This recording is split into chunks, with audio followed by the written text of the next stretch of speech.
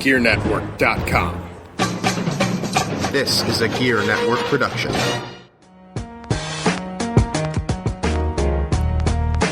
Ladies and gentlemen, it's your boy, Mr. Perez, and you're listening to the Better Live Than Dead podcast, brought to you exclusively on Gear Network. Listen in. How's it going, everybody? Episode number 92 of the Better Live Than Dead podcast is better. It's live. It's not dead, but it's in front of your face. Something's going on with this podcast right now. I am Ryan Wolf, at Wolf BLTD on Twitter, joined on the line by at MRLG Perez, at MRLG Perez on Twitter. Mr. Perez, say hello to the wonderful people of the internet. What's up, peoples? What is this, episode 9-1? 92. We did 91 last time. Episode 9-2. I like it, man. 8 away from 100. We said we weren't going to do one every week, but we're trying. We got a lot of news to talk about, a lot of stuff to run through real fast, get some thoughts on some things. That's how we always do it here. We always just kind of bounce stuff off of a wall and see if it sticks. Hey, you know what? There's actually been some pretty good sports news this week. We've got Major League Baseball. We got a big injury update on a very, very big pitcher. Got the All-Star Game. So we got the All-Star Game reset. We can talk about the Home Run Derby. We've got some hockey news. We've got some basketball news. We've got UFC. So stick around for the next hour or so. We'll keep you busy with some podcasting. But first off, as usual, we got to start off with the feelings, man. How you doing? Hey, man. You know, I'm not bad, bro. Thank you. Still looking for a job, unfortunately, but I do have 5 interviews this week. So that's good. Keep the positivity, man. How are you doing? I'm doing well. Doing real well. My last week of Monday through Friday, which is going to be weird, but you know what? I'm not mad about it. It's going to be fun. It's going to be an experience, but you know what? Sometimes you got to do what you got to do, and that's what I'm doing right now. What are you supposed to go to then? Monday, Tuesday, Wednesday, Friday, Saturday. Monday, Tuesday, Wednesday, Friday, yeah. Saturday? Yeah. You got Thursday, Sundays off? Yeah. Okay, all right. It's not the worst, though, because I figure if it lasts until late this year like I expect it to, the Sabres play a lot of games on Thursdays, so I'll be able to get out to Buffalo to get to some games, which would be pretty cool. Yeah, nothing wrong with that at all. But starting off in hockey, good transition there. The American Hockey League, the minors, the step below the show, they have moved towards banning fighting. Now, I say that lightly because, it all depends on how you. They created new rules for fighting. Now, I'm gonna read these off to you, Lewis, and everybody listening. And then, Lewis, I want to get your thoughts on this. If you start a fight immediately after a face-off or as you're trying to get a face-off together, it's an automatic game misconduct. During the regular season, your 10th fighting major to your 13th fighting major, 1 game suspension per fighting major. So 10, 11, 12, 13, all 1 game suspensions. 14th and up, it's 14 is a 2-game, 15 is a 2-game, 16 is a 2-game, so on and so forth. If the opposing player was given an instigator penalty, the major penalty doesn't count against you. So if you were goaded into fighting or you were jumped, they're not going to penalize you. According to Twitter, I can't remember. I can't remember who it was. It was a guy who writes for TSN. He points out that only 8 AHL players last year logged more than 14 regular season fights. But do you think that this new rule is going to be effective? Because at this point, I mean, the AHL is less of a league that they need fighters, and more of a league they need kids to develop for the National Hockey League. Leave the fighting to the pros, I guess. But do you think this is a good rule change for hockey? I mean, if they move the rule up to like the NHL, then I would probably be more like yippee about it. But I mean, if they don't fight a lot in the AHL, then what's the point? Well, I almost think it's something where, and this is just pure speculation on my part, but the National Hockey League has shown a penchant for trying things in the minors and then bringing it up, like no-touch icing, stuff like that. Right. And, yeah, I was going to say, I mean, if it's bound for the NHL eventually, then cool. I wouldn't be surprised if they adopted a rule like this. I mean, it's going to be difficult because of the NHLPA and all that, but there's still a place in the game for enforcers. I just think that the place has got a lot smaller, you know? So I think at some point in time in the near future, fighting will never be banned, but fighting will certainly be discouraged. Moving over to the NBA now, Dwayne Wade, first off, let's talk about him, man. He called Miami's bluff. Miami didn't want to make Dwayne Wade the highest paid player. It's been noted throughout his career he's never been the highest paid player on the Heat. He's always been a guy that takes one for the team and does what he has to do to put a better product on the court. But now that the salary cap has gone up to, what is it, $94 million, Dwayne Wade saw these contracts and said, okay, I'm gonna plant my feet in the sand. If you want me, come get me. And as we know now, I mean, there's been a verbal agreement. There's been no contract signed, which has a lot of people skeptical that he may end up back in Miami. But Dwayne Wade verbally agreed to a 2-year, $47.5 million contract with the Chicago Bulls. He goes home to play with the Bulls and Rajon Rondo.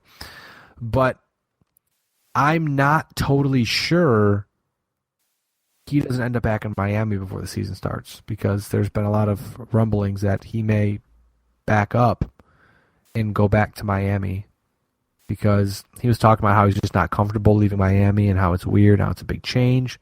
Understandably so. You play your entire career in one place. You're the face of a franchise. And now he's in Chicago. I mean, what do you think? You know, I was surprised when I heard that he had verbally agreed to go to Chicago.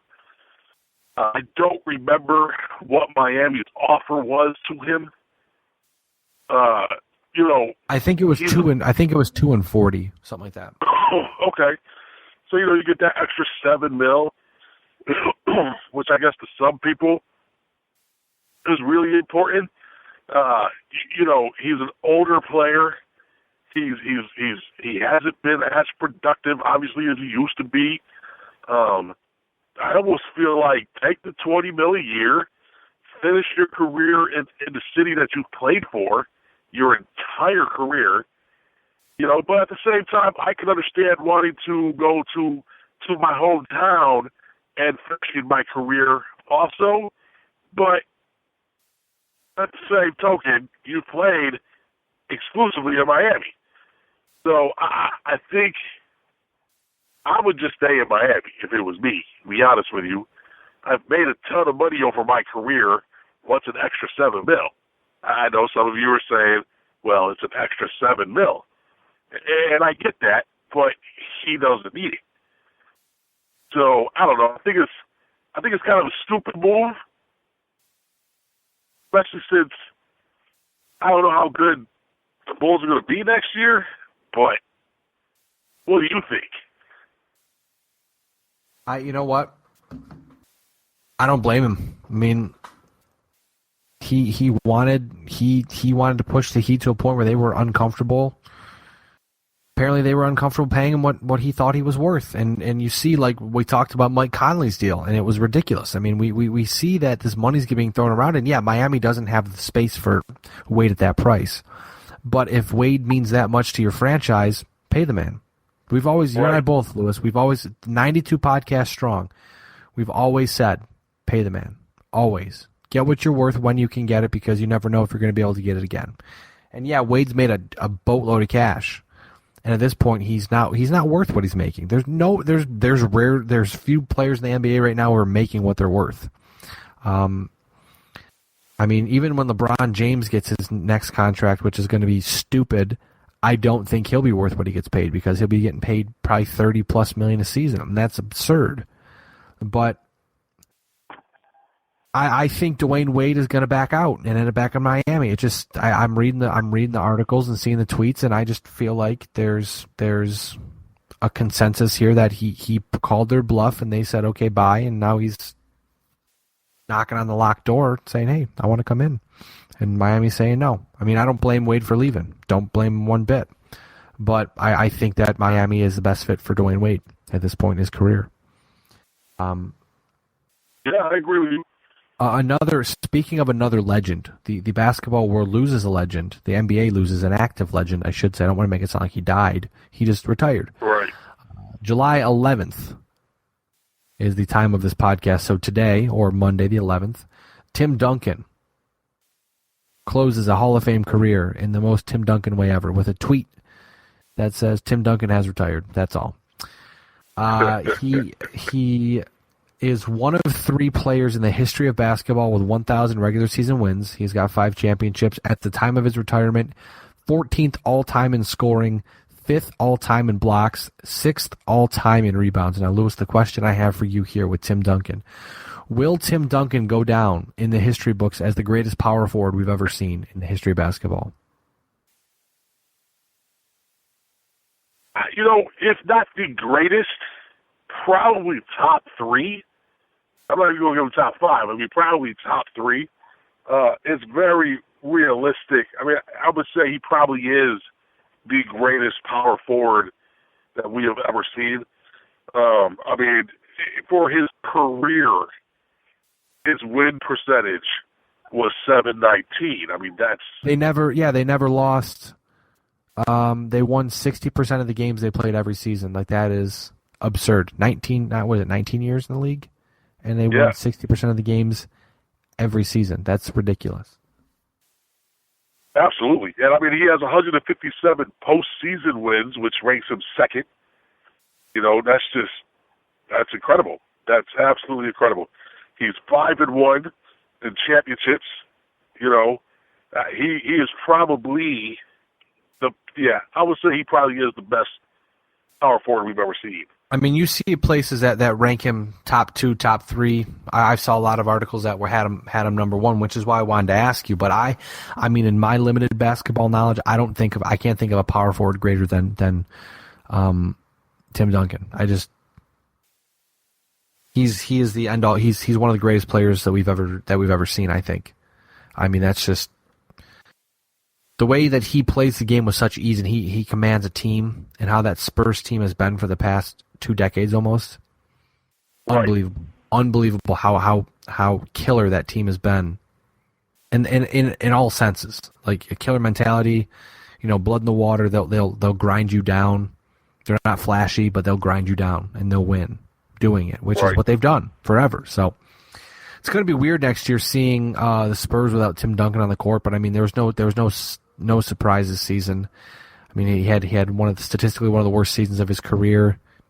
It at some point in time, you got to know when it's time to walk, and Tim Duncan knew it was time to go. And I mean, a lot of people thought he was going to retire after the last championship. He wanted to stick around.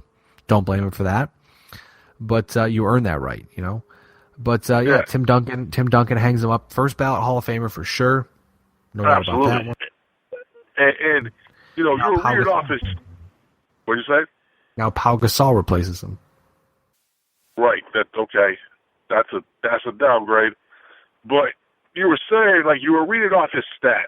14th in points, 6th in rebounds, 5th in blocks in the regular season for his career. He's one of only 4 players to rank in the top 15 in all 3 categories. And here's the people he's joined: Kareem Abdul-Jabbar, Hakeem Olajuwon, and Shaquille O'Neal. I mean, that right there is some very elite company. That's good. That's good people right there. Yeah. Not to mention too. I completely forgot what I was going to say. That's always fun when that happens. That's okay. And he's one of those ones that did it all with the same team. He spent 19 seasons with the Spurs. So he never left to try to win a ring because you didn't have to. You didn't have to because he's winning them all there. Right, exactly. But what I was going to say is that it's crazy too. Tim Duncan retires averaging a double-double. Which is ridiculous. Pretty good. 19 years, you average a double-double. That's talent. Yeah, that's incredible. I want to move over to UFC now. So much big news this week. So much. This was a gigantic week for UFC. Good and bad. It played out perfectly for the UFC. First off, John Jones days before the fight, we wrote about it over at BLTDsports.com. Days before the fight, Jon Jones it's revealed he tested positive for a performance-enhancing substance. Now, as like I said, as mentioned in the article over at BLTDsports.com, it was pointed out that it was likely a tainted supplement, which happens. It does happen a lot more than it should. But what I wanted to mention in the article that I did not mention because I didn't really find the spot for it, but my personal opinion, maybe it's because it's an opinion, and when you write an article, you don't really want to write your opinion. You want to write a story, not an opinion piece. That's what podcasts are for, opinions. So here we go. It's in my belief that you're a professional athlete. You need to watch what goes into your body. Well, yes, I do feel bad for you if you say, like I think it was Yoel Romero took a tainted supplement. That's the word. Tainted supplement that had a bad substance in it. The US ADA tested the supplement, found out he was right. So he got a 6-month suspension instead of a 9-month suspension. But the US ADA and the UFC have people hired to, hey, I'm taking the supplement. Can you check it out, make sure it's okay before I take it? Yeah, you're good, go. Not just take it and then go, oh, well, it was bad. You are a professional athlete. You have that responsibility to take care, to make sure you know what is going in your body, because it is your job to not take drugs that are bad for you or that are illegal. So while I feel bad for Jon Jones, I understand that that he probably took a tainted supplement, and he's going to be suspended for a while. I mean, they're upwards of 2 years at this point, and in the prime of his career, nonetheless. So we may not see Jon Jones for a while.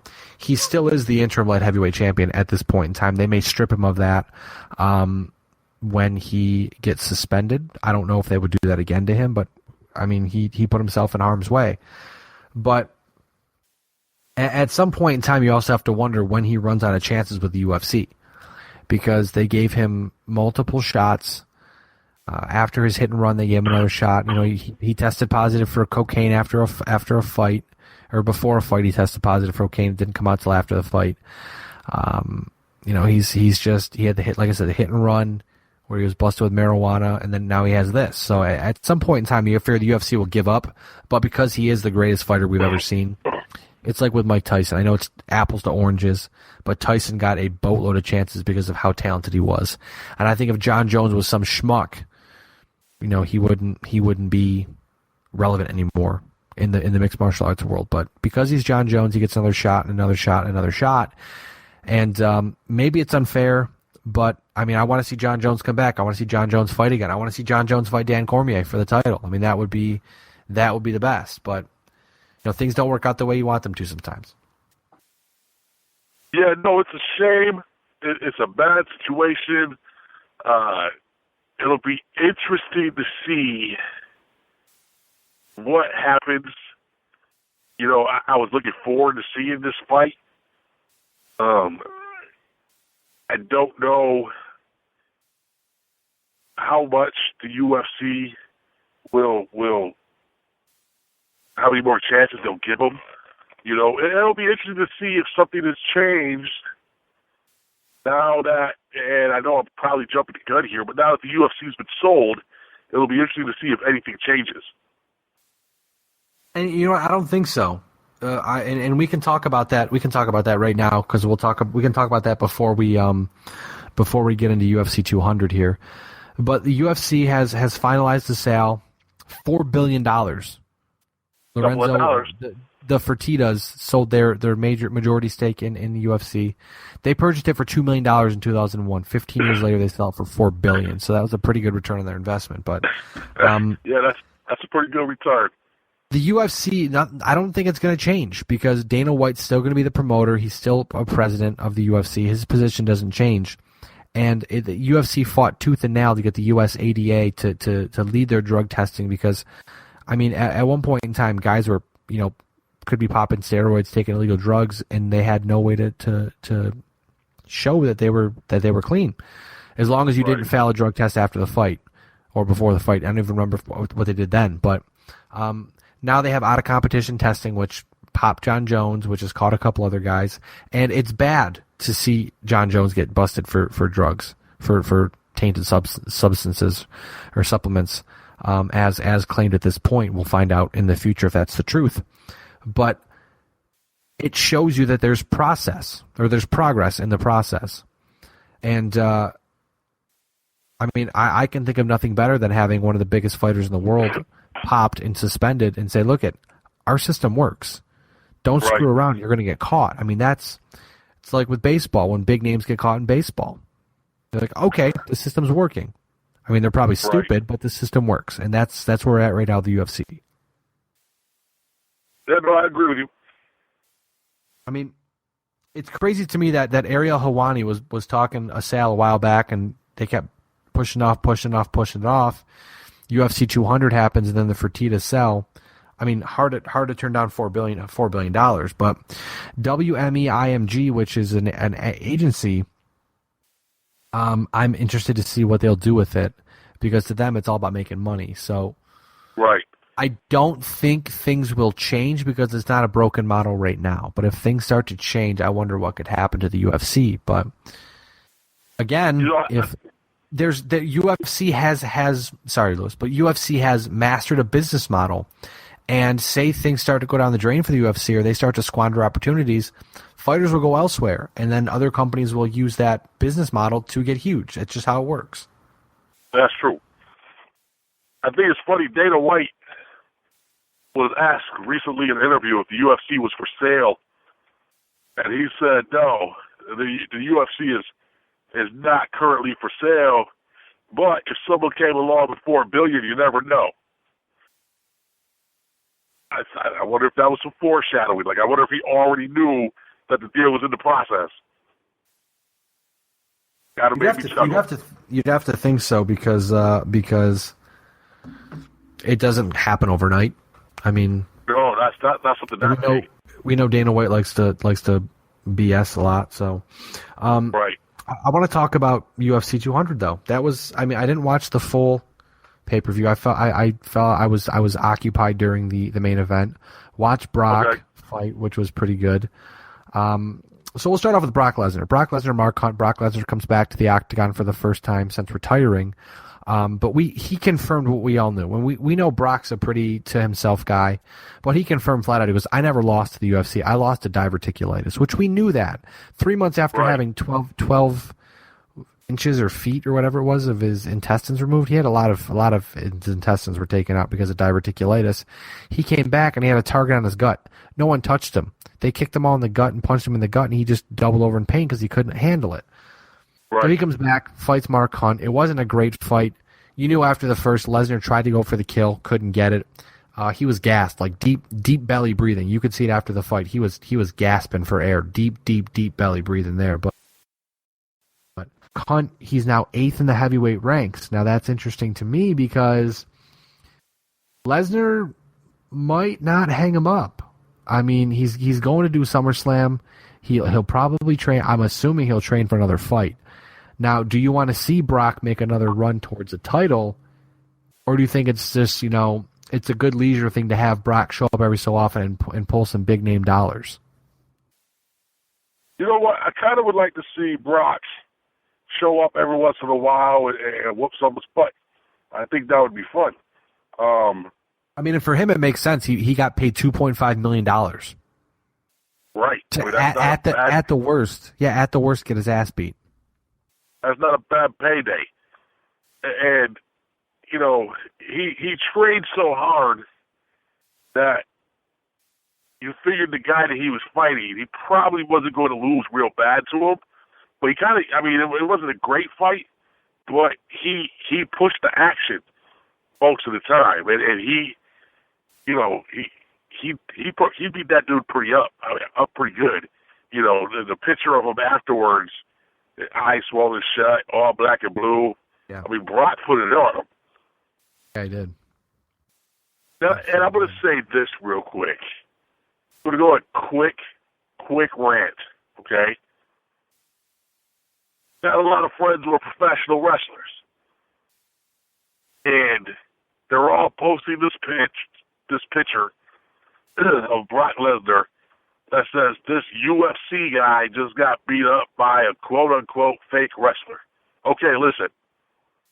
Brock Lesnar in college was a two-time, actually I think three-time collegiate national champion.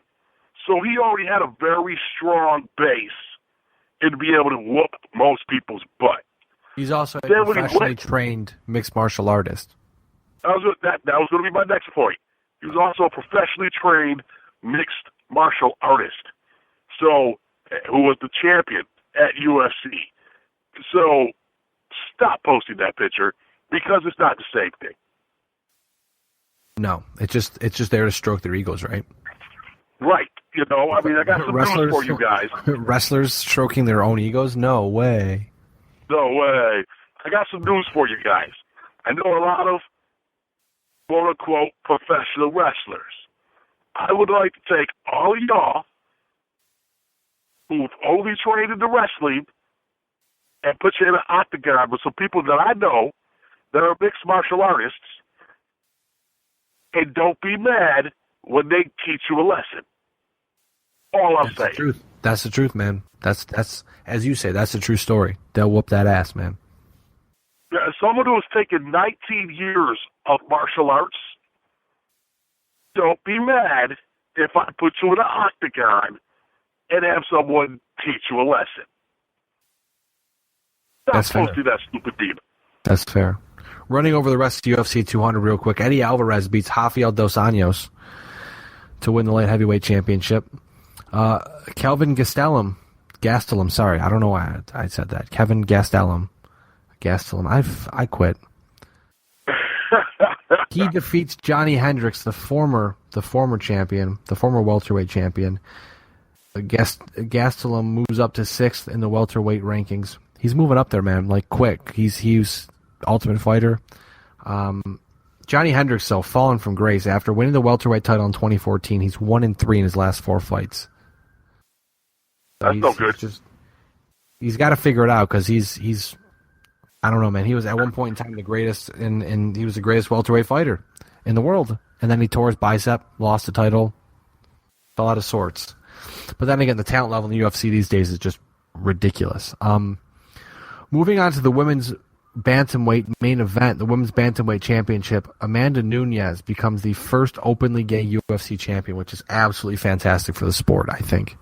Not only do they have parity in the women's bantamweight division finally, but to have an openly gay champion is just that's wonderful. The crazy thing about it now is that Amanda Nunes is the champion. So Miesha Tate has a rematch against Amanda Nunes because obviously Nunes took Tate's title.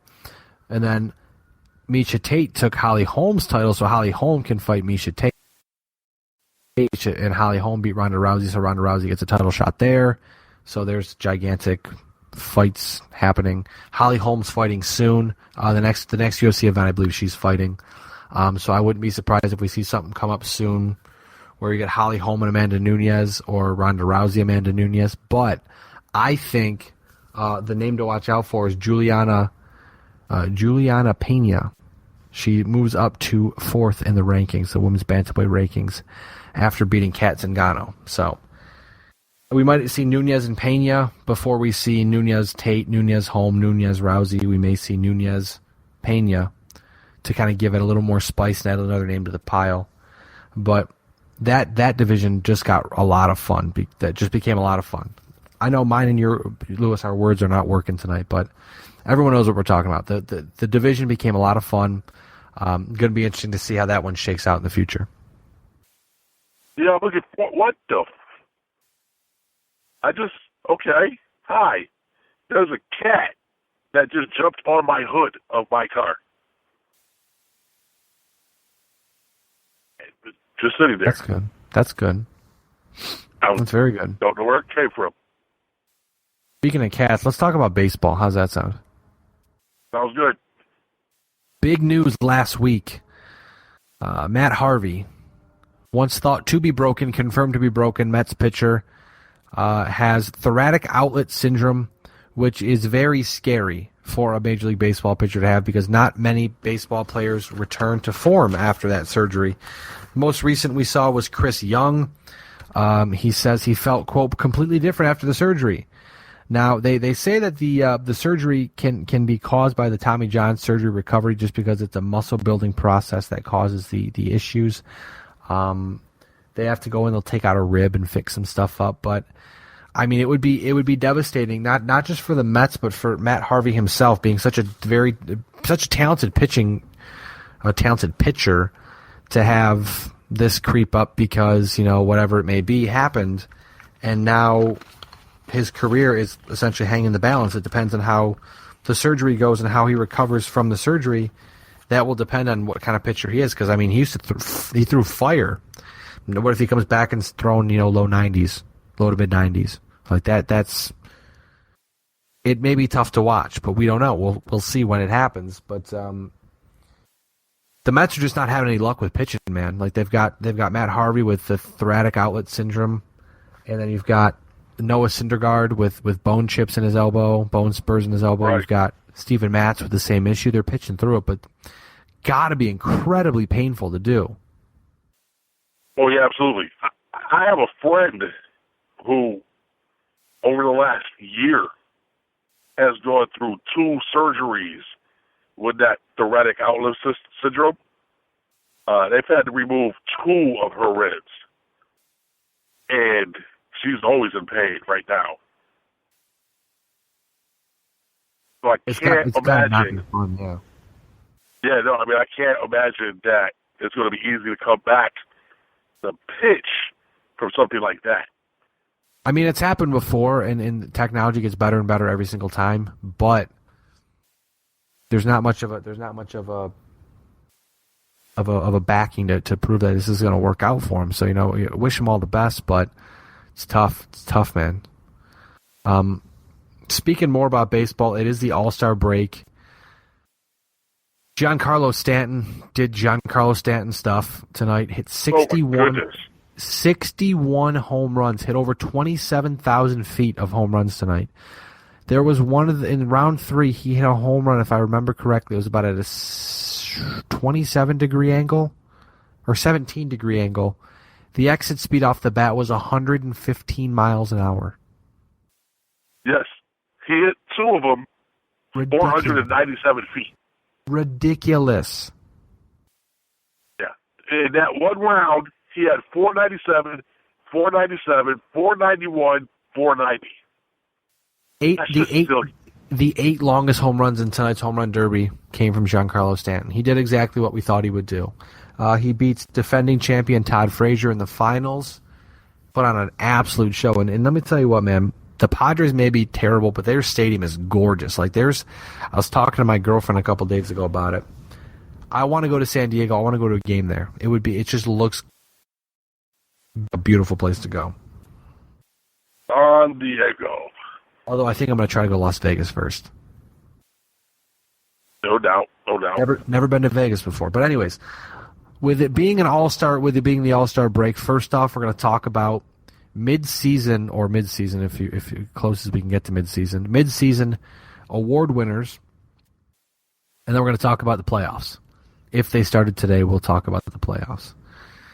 First off, we'll start off with the Rookie of the Year. AL Rookie of the Year, kind of hard to choose because there weren't a lot of big names in the AL race. The NL race is stacked, but the AL race, Hyun-Soo Kim from Baltimore's got a 329 average and 140 or 150 at-bats. Not doing too bad for them. NL Rookie of the Year, Corey Seager, hands down, the Dodgers. His 299 average, 17 home runs. He's fantastic. Trevor Story could sneak up there, but ever since the hot start, he's kind of cooled off a little, and I think Corey Seager's just the guy. Right now, he's the Rookie of the Year in the National League. That's a very real possibility. Moving over to the Cy Young Award. American League Cy Young Award. This many people thought Danny Salazar in Cleveland, but then he had that really rough outing against the Yankees. I'm going to go with Chris Sale just because his ERA is 3.38. It's a little high, but he's 14-3, and good record.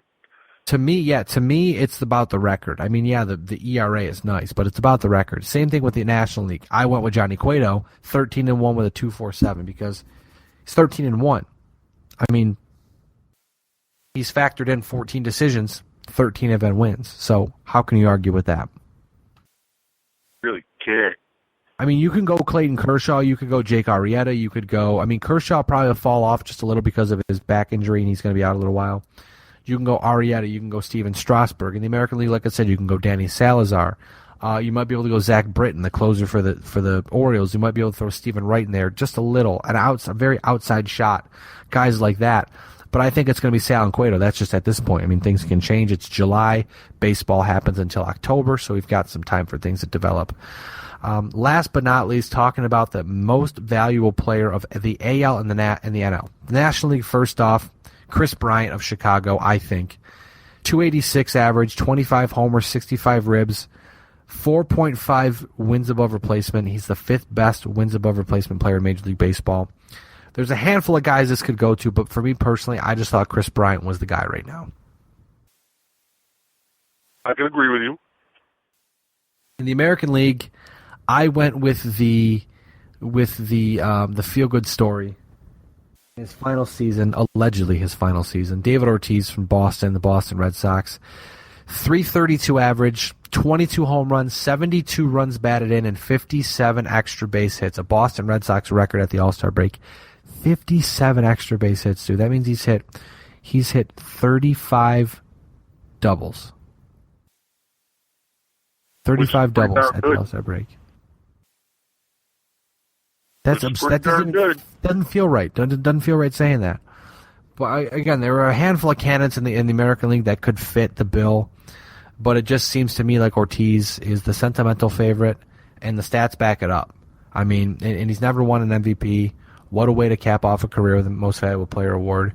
It'd be better to cap it off with a World Series, but let's not get ahead of ourselves here. But I think David Ortiz right now is the American League Most Valuable Player. Well, I mean, you know, he is. I know you said so this, but I mean, he is leading the majors in slugging. You know, he's leading the majors in OPS. You know, he's got 57 extra base hits. That's pretty darn good. If you're leading the major leagues in some categories, you're making a strong case to be the MVP for your particular division. Now, again, I understand that the DH is turns people off, but you know what? It's the last year of David Ortiz, and he's doing the opposite Jeter. Like Jeter kind of limped his way out and was kind of like, okay, yeah, you're doing okay, but it's kind of weird.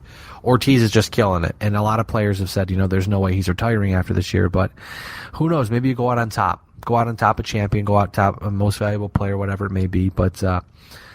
Like I said again, Ortiz, Most Valuable Player in the American League. We'll see what happens the second half, but so far so good. If the Red Sox get some pitching, maybe they'll be playing deep. We'll talk about that in a second. I hate doing this because it's so cliche, but I'm gonna do it because I like to talk about stuff. I like to talk. That's why I podcast. If the playoffs started today, which obviously they don't because the playoffs don't start in July, shut up. But if they started today, in the American League, 1 through 4 would be Texas at 54 and 36. 2 would be Cleveland at 52 and 36. 3 Baltimore at 51 and 36. And the play-in game, would be Boston at 49 and 38 against Toronto at 51 and 40. Texas would take on the winner of Boston-Toronto, and Cleveland and Baltimore would take on each other. So at this point, if the playoffs started today, Cleveland or Baltimore would represent the American League in the championship series, which is really weird. That would be quite strange. That's all I'm going to say. I wouldn't mind that. Like, I wouldn't mind those 5 teams. I mean, I would want Boston to be in just for personal reasons, but that's a strong class in the American League. I mean, Toronto's been turning it on lately. Boston's been kind of sputtering. Baltimore's been good. Cleveland's been fantastic. Texas has been fantastic. So the dog days, August, the dog days of summer will certainly separate the pretenders from contenders, if you will. But In the National League, the reason we all play on the even years is so San Francisco can win a World Series. They have the best record in baseball for the second time ever since moving to San Francisco at the All-Star break. 57-33. Washington second at 54-36. Chicago cooled off a little. They're at 53-35. Crazy to say they've cooled off a little and they're at 53-35. And then right. you've got Los Angeles at 51-40 taking on either Miami or the Mets, who are both 47-41. San Fran would take on the winner of Los Angeles in Miami or the Mets, whoever wins that play-in game, and then Chicago would take on Washington. Again, crazy to think that Washington or Chicago will represent the National League in the championship series, but hey, maybe it's the year that Washington makes the World Series for the first time or Chicago wins the World Series for the first time in 108 years. So, I mean, maybe, just maybe. Who knows? Crazier things have happened. But I would have to say, if the playoffs started today in July, which, again, they don't, disclaimer, they don't start in July, those are some strong teams. I think that San Francisco probably would win the World Series again because it's 2016 and they do it. That's how they do it. But I certainly think that's we'd be in for quite a treat. Yeah, I got to admit, I'm not a San Fran fan. Like I kind of always root for them to lose, So seeing them with the best record so far is annoying to me. But there's a lot time to be played, and I got to be honest with you, I'm not a huge Chicago guy, but I would like to see the Cubs win one. You talk about ending a streak, that would be awesome. I would jump on the bandwagon for the playoffs. Because there's a very good chance that my team is not going to make the playoffs. Yeah, I hope that the Red Sox make the playoffs. It's been a couple years. It'd be nice to have some feels in October to watch the playoffs and enjoy it, but I'm not sure that the bottom half of the divisions can really beat the top half. I mean, it looks pretty strong to me right now that it's Texas San Fran or Cleveland San Fran. I mean, that's if nothing else, I think that it's going to push teams who think they might be able to make a run to want to get better than San Fran or get better than Texas. Excuse me, because you don't get the opportunity very often to win a World Series. So that's true. It's going to be tough to catch Texas sitting at 54-36. I mean, you don't even have to catch them. You just have to get. You have to be better than them in the playoffs. It doesn't matter. The regular season doesn't really matter. It just matters just to make it in, just get in, and then be better than them in the playoffs. That's true. I can't lie. I'd kind of like to see Houston catch fire. I mean, the Red Sox have David Ortiz, so if they make the postseason, I'm not really too worried about them. They've got. I mean, that's the thing about the Red Sox is if they get better pitching, like even more competent pitching.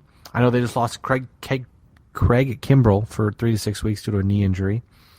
Koji Uehara has been a nightmare. They just got Brad Ziegler from the Diamondbacks, which will be nice to fill in for Uehara and Kimbrell. Obviously, I think Uehara is going to get a bulk of the saves, but Ziegler should get a better look because he was the closer in Arizona and can still actually pitch effectively and not hang breaking balls. Splitters, to be exact. But if the Red Sox can get more competent pitching, I mean, that offense is really, really, really dangerous. I mean, you've got Mookie Betts is having a fantastic year. He's going to hit 30 home runs. You've got Xander Bogaerts, who's in the race for a batting title. You've got Dustin Pedroia, who's having a great year. David Ortiz is having a great year. Hanley Ramirez seems to be coming back around. Travis Shaw is okay against right-handed pitching. You've got Jackie Bradley Jr., who's kind of up and down, but been fantastic. He's got, I think, almost 15 home runs in the season.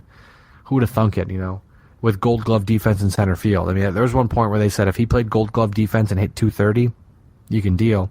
Now he's batting almost 300 playing Gold Glove defense. Behind the plate's kind of an enigma at this point in time. They don't know who's going to fill the slot. I mean, Ryan Hannigan's there. You've got Sandy Leone, who they're kind of riding because he's been playing real well. Christian Vasquez, who calls a great game, but not always good with the bat. And then you've got Blake Swihart, who's good with the bat, but his game calling skills are Like, if you could put Blake Swihart's bat on Christian Vasquez's body, you'd have the perfect catcher for the Red Sox. But unfortunately, we're not playing Transformers. So I know I kind of went off on a tangent there, but that lineup is really good and really talented and really deep. But you're not going to win in October if you don't have the pitching. That's a true story. That's a true story. Best part is, though, it's July, so we've got a couple more weeks to the deadline, trade deadline. We'll be live in Boston. I mean, I'll be live in Boston next month, so I'll report live from Fenway Park. Do some Facebook Live videos. I've always wanted to do that. Awesome. So I'll walk around Fenway and throw a Facebook Live video up on the internet, and we'll see what we can do. Have some fun with it. But real quick, I want to first off say thank you for tuning in. This is episode 92. It's in the books. Want to throw a quick shout out to everybody who bought a BLTD Four Horsemen t-shirt. I know it was kind of last minute. We changed the design like we talked about. Sold 25, I think it was 25 shirts. Absolutely fantastic. You guys are the greatest. Thank you everybody who pitched in. We got more shirts coming up soon. Don't get it twisted. These shirts will be out in a couple weeks. We've got to get the special order placed, and then we've got to get the everything processed and made and then shipped out. For those of you, including you, Lewis, who ordered and have to pay me when I get the shirt in, we'll meet up and we'll get it taken care of. Maybe we can meet over like some food or something, get a garbage plate or something, Lewis. That'd be great. What was that with that? That'd be a great idea, I think. But Absolutely. Aside from that, I want to say again, thanks everyone for tuning in. Thanks for supporting us. Quick change. Facebook is now facebook.com/BLTD podcast or BLTD sports. So facebook.com/BLTD sports. On Twitter @BLTD sports. Follow BLTD music @BLTD music. More stuff coming there soon. I'm going to Warped Tour on Thursday, the 14th, and we'll be covering Warped Tour live on BLTD music. I'll actually get the opportunity to interview bands, which would be pretty cool. That'd be awesome. Aside from that, just keep doing what you're doing, everybody. Keep tuning in. Keep paying attention. We appreciate you, the support so much. Follow Lewis @MRLG Perez on everything. Follow me @WolfBLTD on Twitter. Like I said, @BLTD Sports, Facebook.com/BLTD Sports, BLTDsports.com, @BLTD Music. Again, as usual, we are better live than dead. You're not. We'll catch you sometime very soon to talk more sports in your face, in your ears, whatever it may be, wherever you may be listening to us. We appreciate you. Thanks for tuning in. Have a good one, my friends.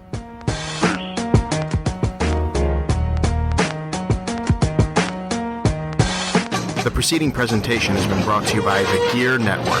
Hey everyone, John Cimino here for the Gear Radio Network, and you have asked and asked repeatedly, what is up with the app? We know you have one, and you never push it, you never do anything with it. Well, guess what? We got a better one, and it is free. It is absolutely available for you, and there's so much more you can do with it. Visit GearNetwork.com and click Get the App. It's up on the top banner, or if you're feeling really brave, head to GearNetwork.mobapp.at on your mobile phone and your mobile phone's browser, and you can take Gear Network with you wherever you go. Listen to every show on the Gear Network right from the app. You can view all of our social networks in real time. You can read Gear Network and BLTDsports.com blogs in real time, and you can also shop Amazon and help us out and help you out. It is free. Did I mention that? Again, GearNetwork.com or GearNetwork.mobapp.at. Download it right now.